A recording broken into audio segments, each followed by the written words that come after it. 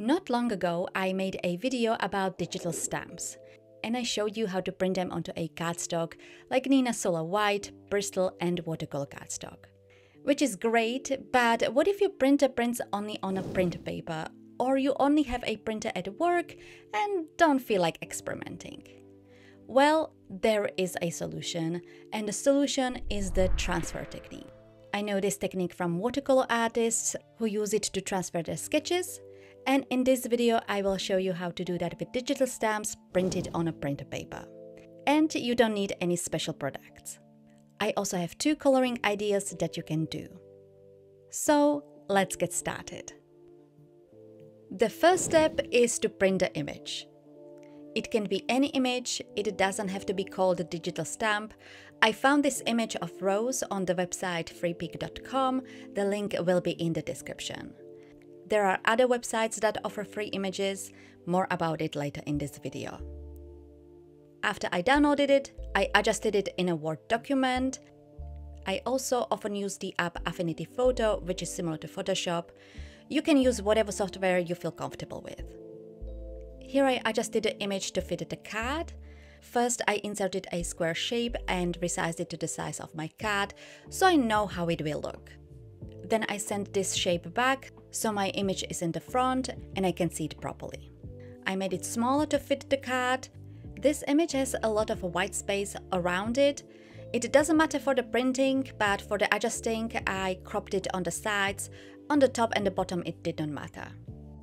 As you see, the image has a beige background, which is not a problem for the technique, but I prefer it to be white. In this software Pages, there is an option to remove the background. If you have the option, you can try that, but for me, the simpler option is to increase exposure or brightness, and as you see, it removes the background. Before printing, I thought it would be a good idea to decrease the opacity, why you will see in a minute. And once I was happy with it, I deleted the rectangle. And then I sent it to the printer and printed it onto a print paper. Full sheet of paper. You definitely can print multiple images, something like this. I actually printed 2, and the other one you will see in another video. By the way, you can reuse one printout for the transferring a few times, so you don't need to print out multiples of the same image. Here is the printed image. I already cut the paper in half. On the other half was the second image that I will be using in another video.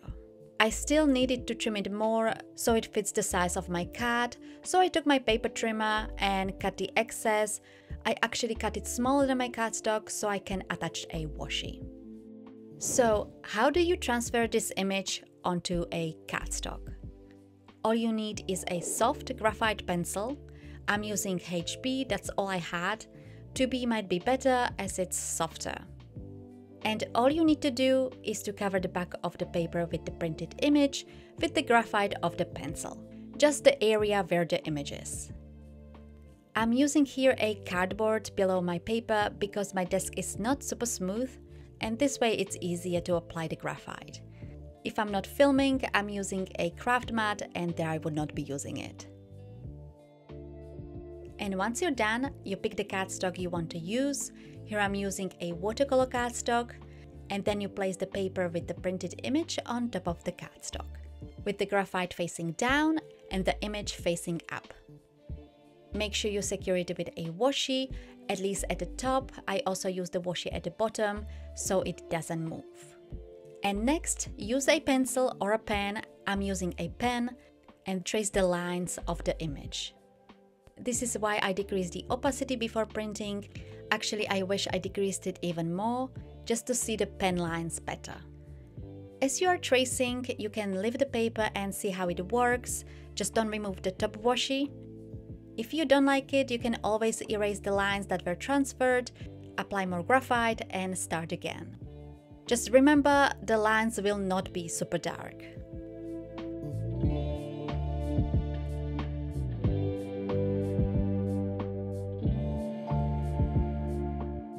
So I'm finished with the tracing. Let's look if it transferred. And as you see, it transferred very well. The lines are light, but still visible. If your lines are too light, you can go over them with a pencil, but for me, the lines were visible quite well.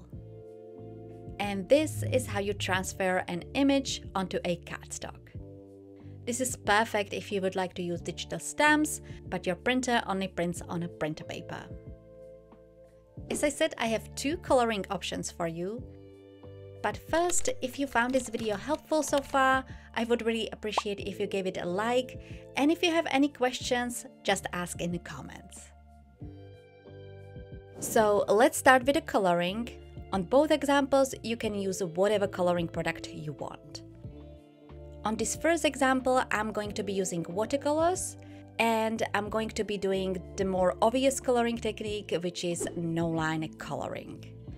If you would do no-line coloring, you would stamp with a very light ink, so you don't see any lines. I haven't done no-line coloring for a very long time.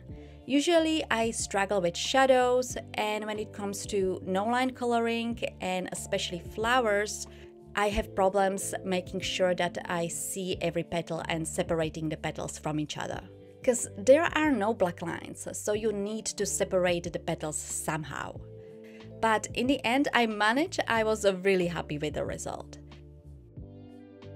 As in my previous colorings, I was creating an ombre effect with the watercolors, darker on the inside of the petal and lighter on the outside, and darker where I think the shade would be. And since I'm using watercolors, I made sure I don't paint petals next to each other unless they were already dry.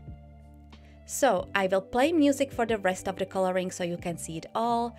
And then for the second example, I will show you an extra step you can do so it looks more like a stamped or printed image.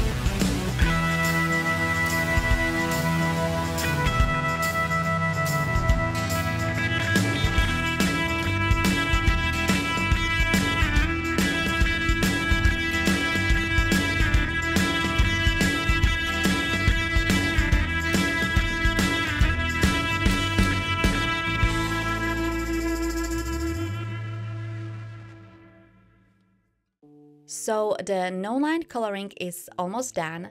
The last thing I did, I added a few lines on the petals and the leaves. Especially on the petals, I try not to overdo it. It always ends up looking weird because I'm just not good at it. So just a few lines is, for me, a safer way to go. And I really like the result. I don't know what is it about no-line coloring, but it always looks very special. Let me know in the comments what you think. So let me show you the second example and the extra thing you can do so it looks more like a printed or stamped image. I transferred the same image onto another cardstock and I reused the same printout. As I said, you can do that multiple times. Maybe you will need to reapply more graphite on the back. The image transferred very well. You can do no line coloring here as well, but to make it look more like a printed or stamped image, you can use a black fine liner and go over the lines. And that's what I did here. I sped up the clip, but I took my time and I slowly went over the lines. This is a 0.8mm pen. Maybe slightly thicker pen would be even better. This might be just in my head, you just need to experiment. This pen is, for example, also waterproof, but I'm not going to be using watercolors. I'm going to be using alcohol markers for the coloring. So just in case, I tested it on a side before I traced the lines, just to see if it bleeds or reacts in any way when used with the markers. If it did, I would be using other coloring method. So make sure you test your pen with the coloring method you are using. Also test if it's smudging. You could also, for example, use a gel pen if it doesn't smudge and works with your coloring method. I'm finished with the tracing of the lines with the fine liner. I really like the result. I was actually a bit surprised, but that might be because I just don't draw. And here you can see side by side with the printed image. I think it looks pretty good. Now let's color the image. As I said, I'm using alcohol markers, more specifically the alcohol markers from Old and New, because that's all I have. And to match the colors on my first example, I used purple. For those who are interested, I will show you all the coloring. I would really appreciate if you watch the whole video. This really helps my channel. But if you want to skip, there are chapter links in the description.